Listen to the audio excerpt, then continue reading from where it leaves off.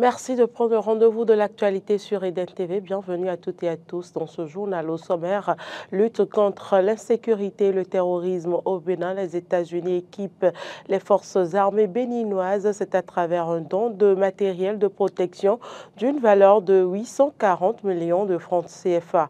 L'huile d'arachide est l'une des qualités d'huile qui permet de garantir la présence des acides gras, mais elle constitue également un danger pour la santé. Comment en consommer?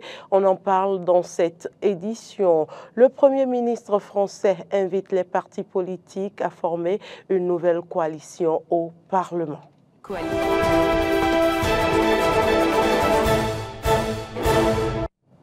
Merci de votre fidélité. L'ambassade des États-Unis près le Bénin vient une fois encore en aide aux forces armées béninoises. Il s'agit d'un don d'équipement de protection individuelle composé de casques, de rousses balistiques, de plaques balistiques et de vestes de portage, le tout d'une valeur de 840 millions de francs CFA. À la cérémonie de remise, l'ambassadeur Brian Choukan et le général de division Fructueux Baguidi, chef d'état-major général des forces armées béninoises, ont eu les mots assez forts pour traduire l'excellence de la coopération entre les armées américaines et béninoises. Une occasion pour réaffirmer la détermination des deux armées à s'investir dans la lutte contre l'extrémisme violent et au-delà les bonnes relations d'entente que partagent le Bénin et les États-Unis d'Amérique.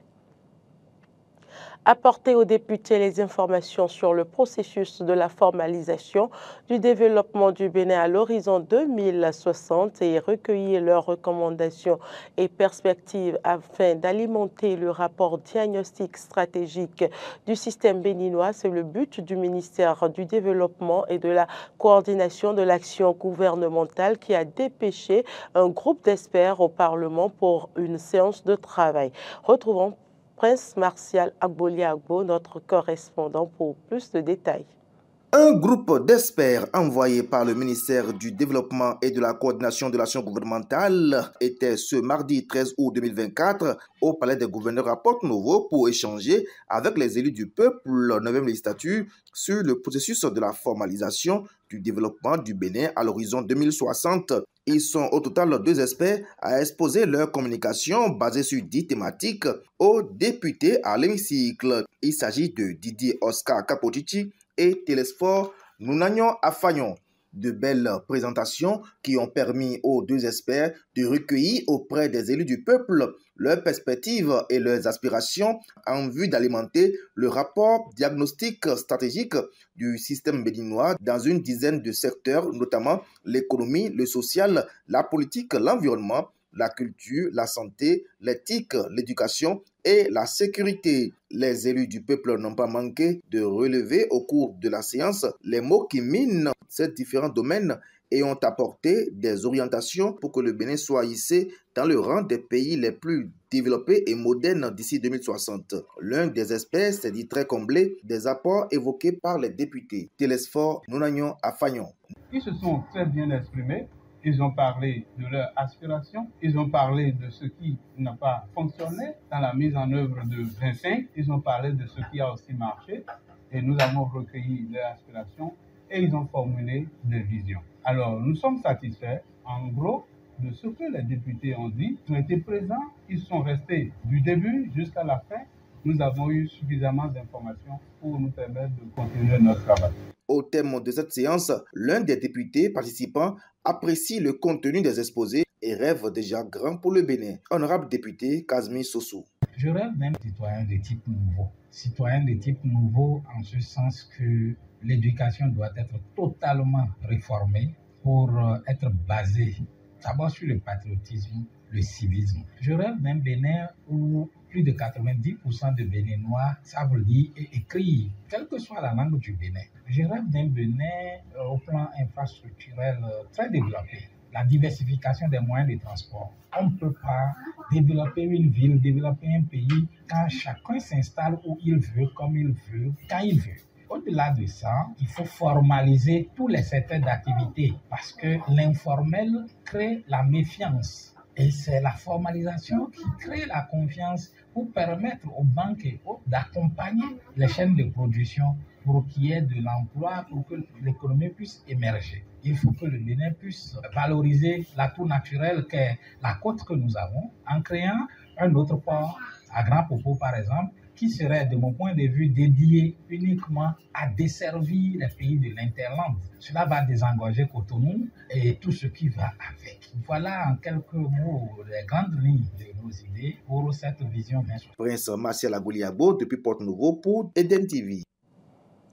L'huile d'arachide est l'une des qualités d'huile qui permet de garantir la présence des acides gras, mais elle constitue également un danger pour la santé. Comment en consommer?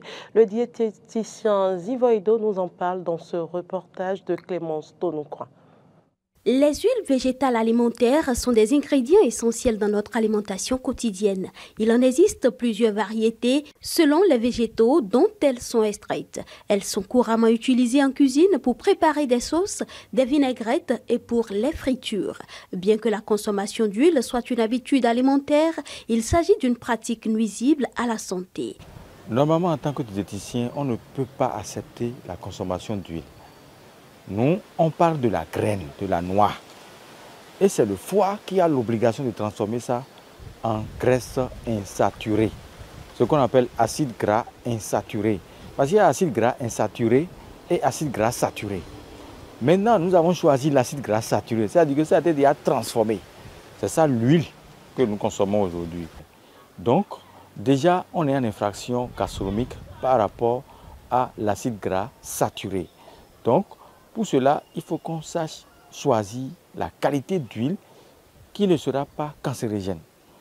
C'est pourquoi je souhaiterais qu'on prenne l'huile d'arachide première pression, au plus 2 cuillerées à soupe au feu ou bien à table. Et là, ça nous apporte déjà des nutriments dont notre organisme, spécialement le cœur, en a besoin. Une huile de qualité conserve l'odeur et le goût des graines desquelles elle a été pressée. C'est pourquoi la vigilance doit être de mise à l'achat. L'huile de première pression, déjà, quand vous vous rapprochez à l'achat d'huile, même déjà à distance, on sent que ça, c'est la noix d'arachide. L'odeur, c'est-à-dire, on sent déjà l'odeur à distance. Et c'est dans toutes les noix. On sent toujours l'odeur à l'étape première.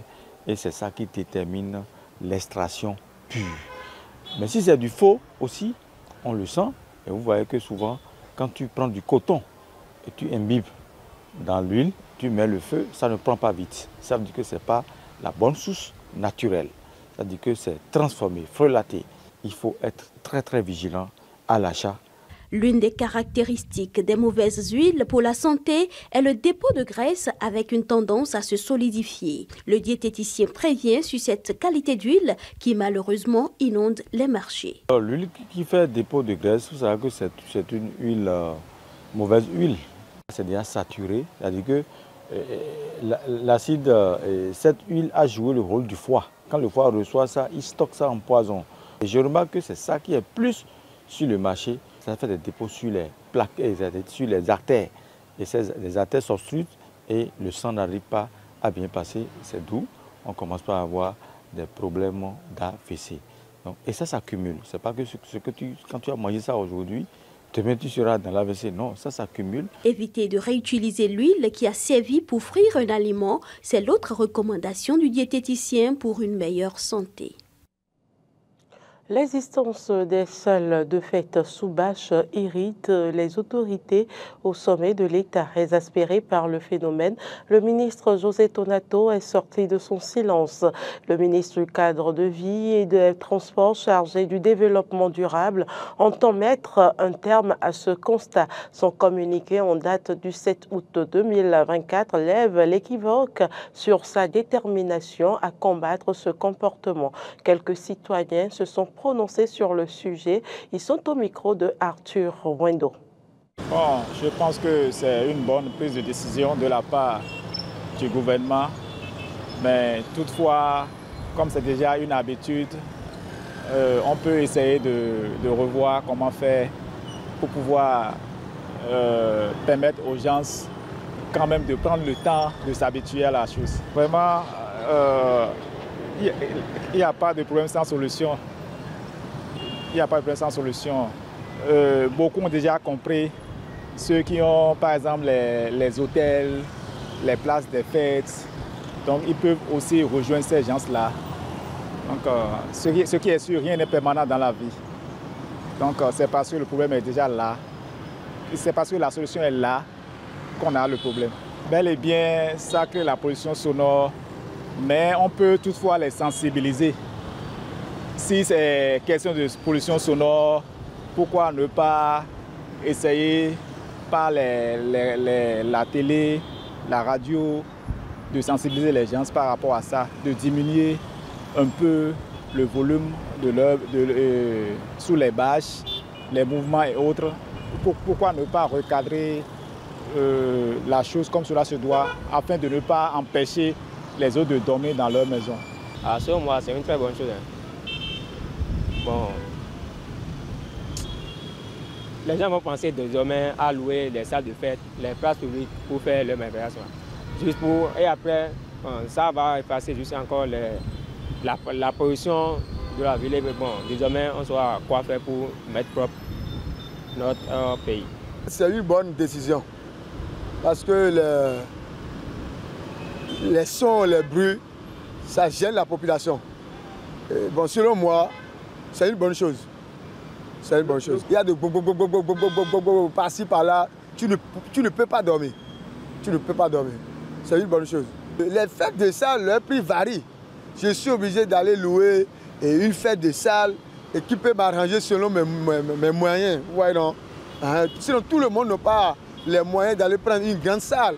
Mais ils n'ont qu'à se contenter de leur peu moyens. Bon, vous savez, ce n'est pas tout le monde qui a l'argent pour louer les salles de fête.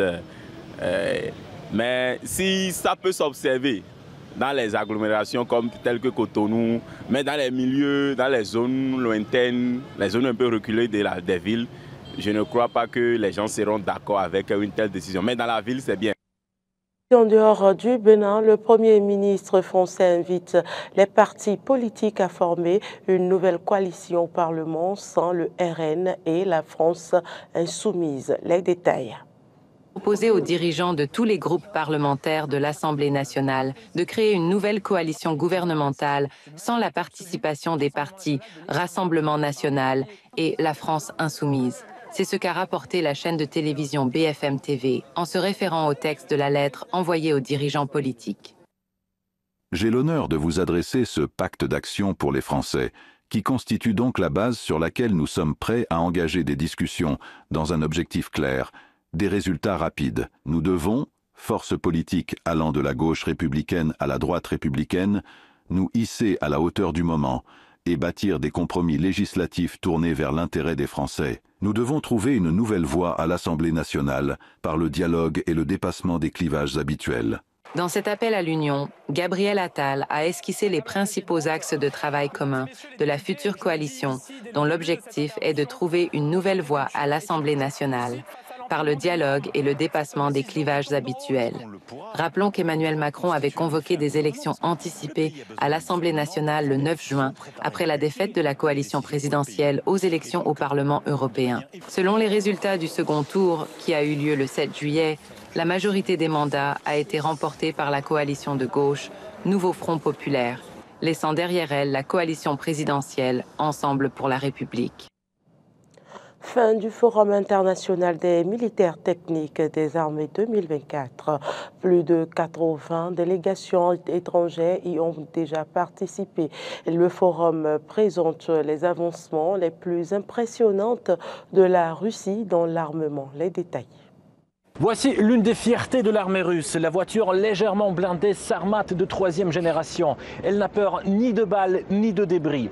Là, vous pouvez voir la mitrailleuse Kord calibrée en 12,7. Et là, tout juste à côté, c'est aussi Sarmat, mais cette version-ci est destinée à évacuer les blessés depuis un champ de bataille.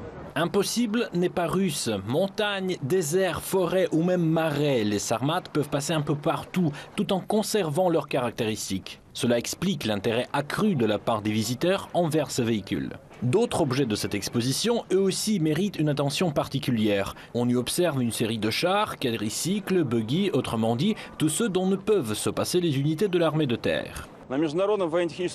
Le Forum international militaro-technique Armée 2024 présente, outre du matériel et des équipements militaires spéciaux des troupes aéroportées, une gamme de véhicules chenillés blindés de combat, allant de la 1e génération de véhicules de combat des troupes aéroportées à la 4e génération, modernisée. Ici, vous pouvez voir des véhicules de combat des troupes aéroportées de 4e génération avec un système de parachutage libre sans plateforme, ainsi qu'un véhicule de combat des troupes aéroportées de 4e génération modernisé avec un ensemble de protections supplémentaires. Notons que l'exposition à laquelle nous avons assisté a été organisée par les troupes aéroportées. Pas étonnant donc qu'au cœur de l'exposition se trouvent les tout nouveaux parachutes. Ce sont des systèmes spéciaux pour la descente depuis la haute altitude. L'ensemble se compose donc d'une alimentation individuelle en oxygène, des lunettes de vision nocturne, un casque et un conteneur. C'est-à-dire que les parachutistes peuvent sauter d'une hauteur de 10 000 mètres à une vitesse de 400 km à l'heure. Ce système de parachute a été testé lors d'une descente depuis l'altitude de 10 000 mètres sur la terre François-Joseph. La majeure partie des équipements militaires présentés ici est utilisée dans l'opération militaire spéciale. Les soldats sont satisfaits de la qualité des armes et les visiteurs, eux, s'arrêtent près de chaque objet pour examiner les détails. Ce qui prouve, une fois de plus, la pertinence de l'exposition et du forum en général. C'est tout pour cette édition. Merci pour l'attention. À très bientôt.